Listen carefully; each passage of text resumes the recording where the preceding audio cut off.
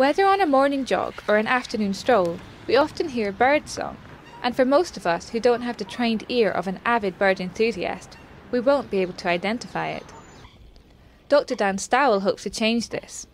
Through his research into how we can use computers to understand sound signals, he's developed an app which can identify the species of bird based on a recording of its song.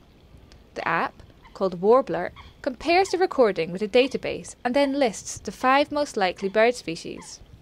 There's so much variation in birdsong that makes it very tricky to sort of be sure you can pinpoint what species it is. And it's really a challenge to develop a system that can actually just focus in on the information that you care about in the sound. It's just getting to the point where the technology is good enough to be able to do that, to be able to put a recognition service into an app so that people can use it, especially for people who are not so familiar with birds, you know. Tell them it's a robin, tell them it's a blackbird, you know. It really sort of start to engage people with the natural sounds around them.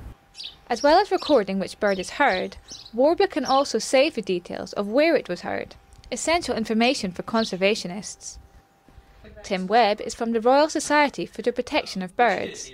They currently collect this data through an annual survey, the Big Garden Birdwatch. It's really important that we know not only what is out there, but how many of those things are out there. So with the Big Garden Birdwatch we've got coming up, we're asking people to spare an hour and tell us what birds they see in their gardens or outdoor spaces and the maximum number they see at any one time.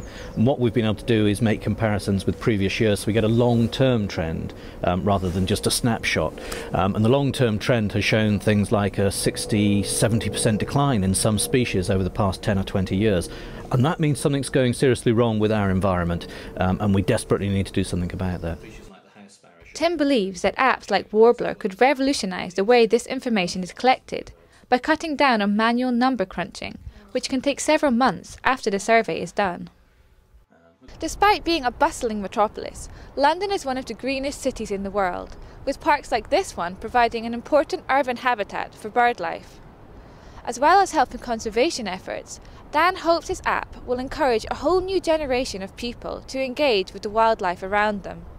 For Science 151, I'm Jocelyn Timperley.